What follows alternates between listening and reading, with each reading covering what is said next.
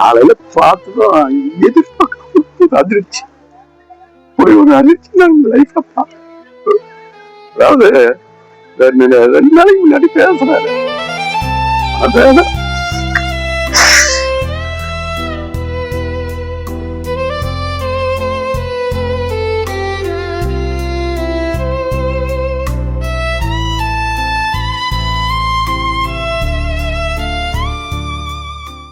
சாரை பற்றி சொல்லணும்னா, அவரை மாதிரி ஒரு எழுத்தாளர், அவரை மாதிரி ஒரு திரைக்கதை ஆசிரியர், அவரை மாதிரி ஒரு டைரக்டர், அவரை மாதிரி ஒரு இசையமைப்பாளர், அவரை மாதிரி ஒருத்தரை இனி பார்க்க முடியாது.